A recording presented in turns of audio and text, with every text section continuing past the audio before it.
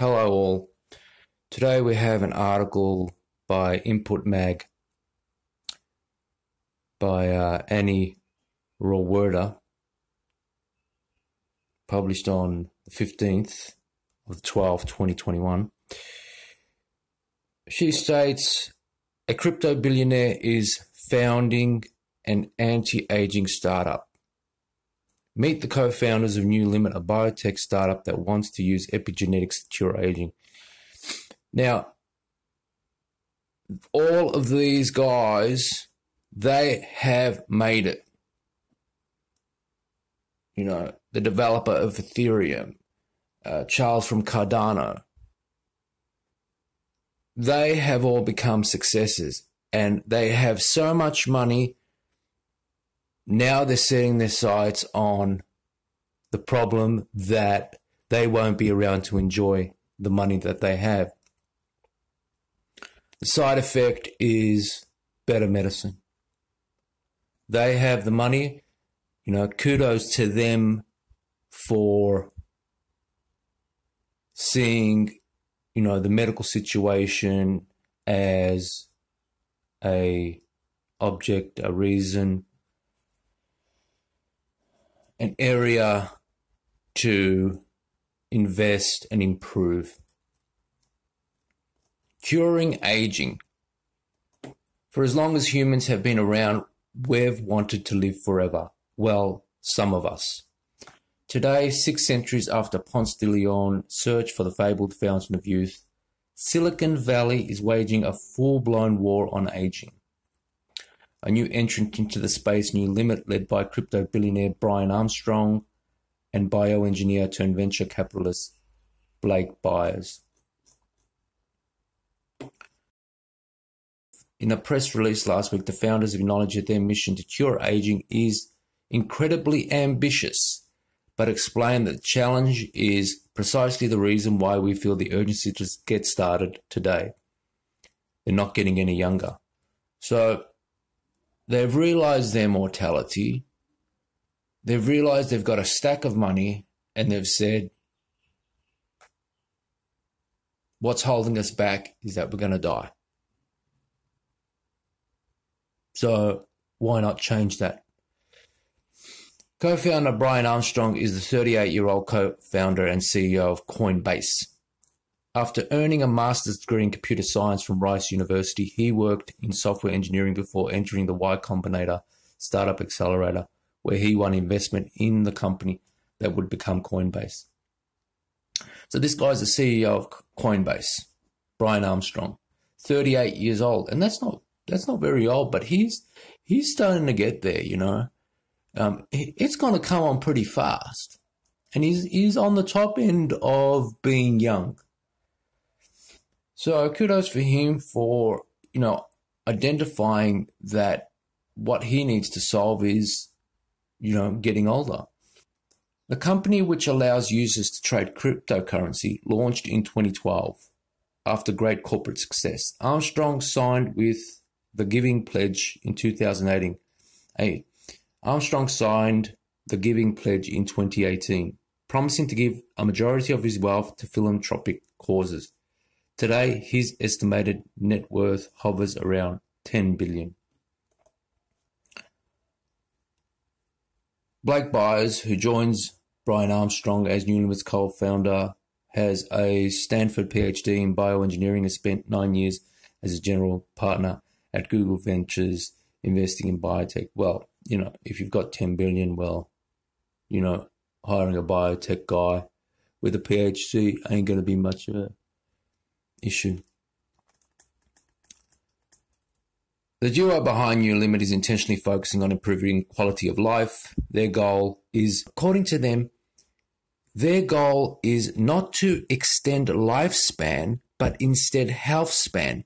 And they emphasize the potential of epigenetic, the study of when and why certain genes are expressed.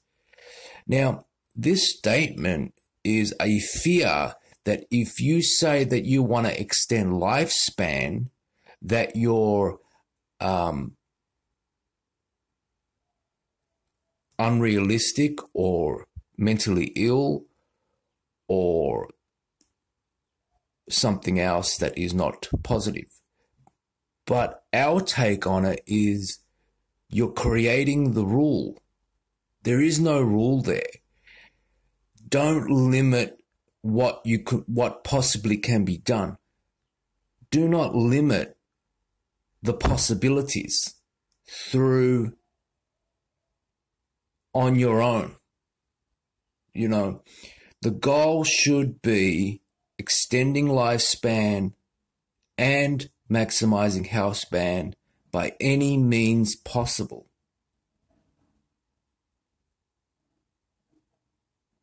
So that you don't inadvertently limit your prospect. So this idea is becoming everybody that enters this field contends with this issue. The duo behind New Limit is intentionally focusing on improving quality of life. Their goal is not to extend lifespan, but health span. And they emphasize epigenetics. Yeah, you know, by any means necessary. If it extends lifespan, great. If it extends health span, great. You know, it's based in science and provable science, and therefore, well, you know, whatever's on the table's on the table. The entirety of the genetic code is present in each human cell, but much of it is inactive, which makes sense, as you wouldn't want toenail genes to be active in the eyeball, for example. What? That's a good one. We need, you know, comedy. A bit of comedy is allowed. Comedy is not illegal. New Limit seeks to understand the tiny cellular signals that turn genes on and off in an effort to revert the epigenetic signals that bring about aging. Byers and Armstrong point to the Nobel Prize-winning research published in 2006 that uses just 4 proteins called Yamanaka factors to reprogram aged cells into immune cells, creating stem cells, the undifferentiated cells common in embryos, from the plain old tissue in your body right now. As the founders put it, you can scrape a skin cell off your arm and reprogram it into a brain cell. New Limit seeks to explore the epigenetic tools to restore the regenerative potential we all had when we were younger but somehow lost. The Yamanaka factors, that's top shelf. I mean, people are running around and just going top shelf, thinking that's fine. You know, the top shelf work needs to be done. What also needs to be done is what is actually shortening lifespan in relation to centenarians and their health span and lifespan. And, you know, the studies that show that the centenarians die from the same causes as young-lived people, except they get them at a slower rate,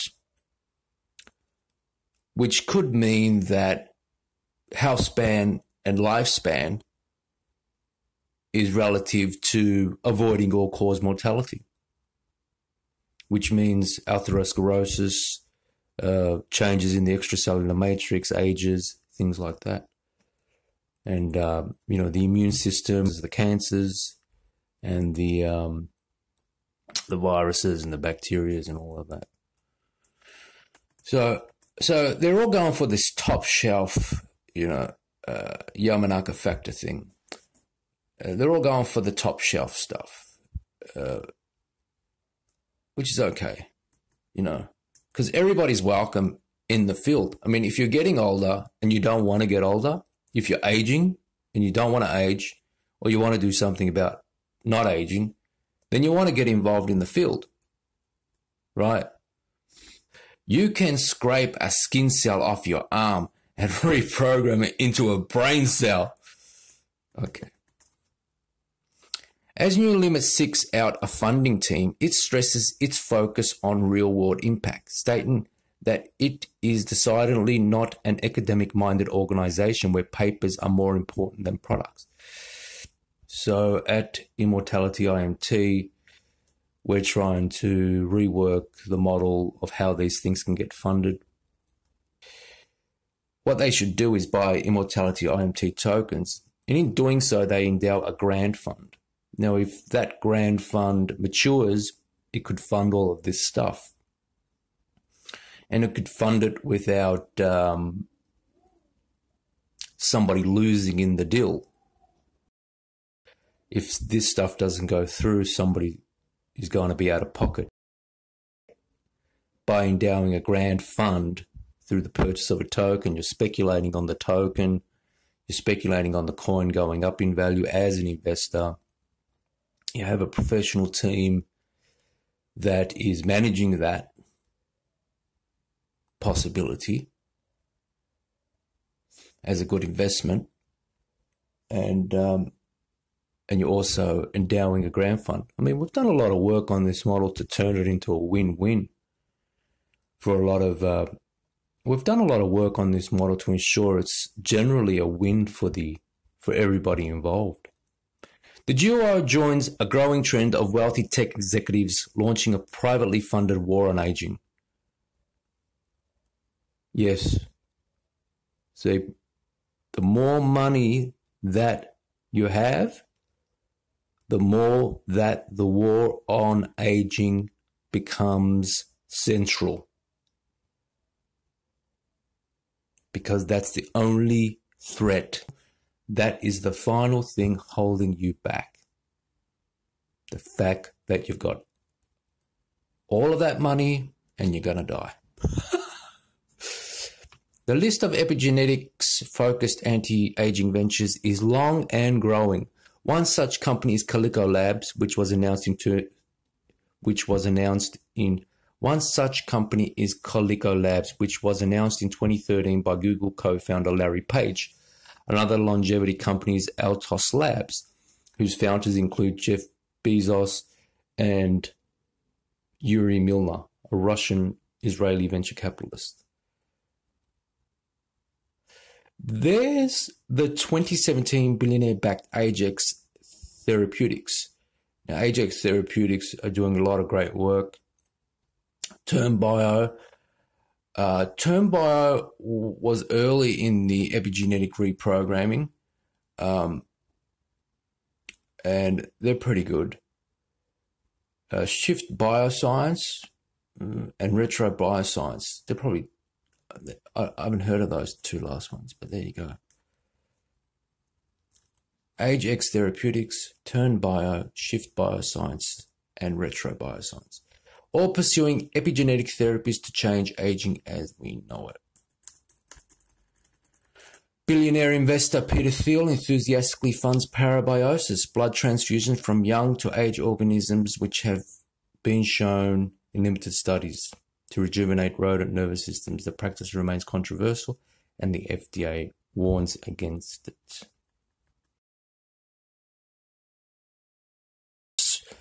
The surge of private science startups comes as federal research funding steadily declines. And as research funding changes, research motives change too. Like, federal research funding steadily declines. Like, what is that all about? You're printing money. What is that? You're running out of ink? The practice of science in the 21st century is becoming shaped less by national priorities or by peer review groups and more by the particular preferences of individuals with huge amounts of money to give, wrote Stephen Edwards for the American Association for the Advancement of Science. Science in the 21st century is becoming shaped less by peer review groups and individuals, more by individuals with huge amounts of money. Well, yeah, you know, that's Immortality IMT. We need to get some investors on board with said huge amounts of money to be pillars of the project and steer the project with their influence to get what they want to get. The difference is the investment buys a token. Now, you can sell that token at a later date at no loss to you or at the same price. The investment buys a token.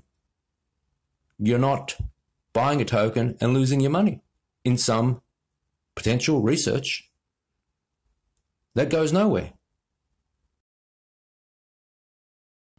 An editorial in the eminent scientific journal Nature warned of the downsides of science philanthropy, including the potential to skew research towards trendy projects and away from crucial but less fashionable areas.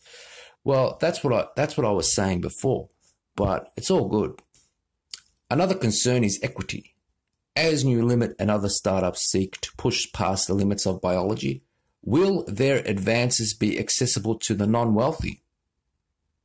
Co-founders Armstrong and Byers offer vague consolation, writing that every breakthrough product, from cell phones to electric cars, started out with breakthroughs in basic science, which led to expensive early prototypes.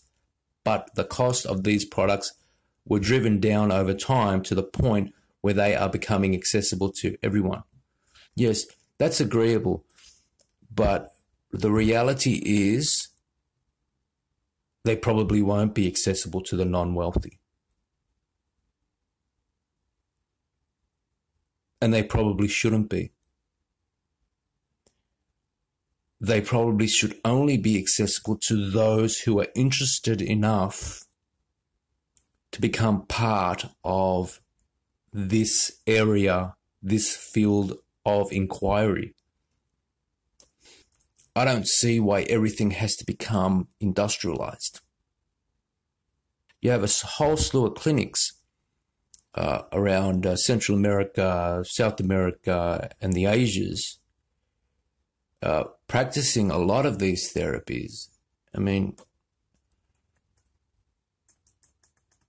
for better or for worse, Silicon Valley executives are programming the human genome in addition to computers. New Limit boasts over $100 million in funding, stating that capital will not be the limiting factor for the next few years.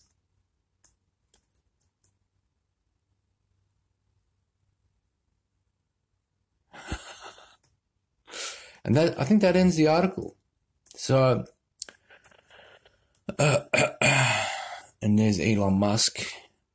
Fails to read room suggests women should have more babies. What is Elon Musk up to? What is he doing? Anyway, probably doesn't even know about that. But here is the article. Crypto billionaires, other billionaires, they're all funding anti-aging startups. Now, there's more billionaires out there. Immortality, IMT, cryptocurrency. You buy the token, you fund the research, you get the products that you want. Very low risk. Why? You're not putting money into research that might not go anywhere. You're funding the token. The token has a grant fund. The grant fund funds the research. You're not locked in. You can pull out. You can buy in. I think Immortality IMT has to be included. And we want some billionaires to look at our project and email us and see how we can make the project work to cure aging. Okay, that's the article roundup. Crypto billionaire is founding an anti-aging startup, i.e. this time it's Coinbase.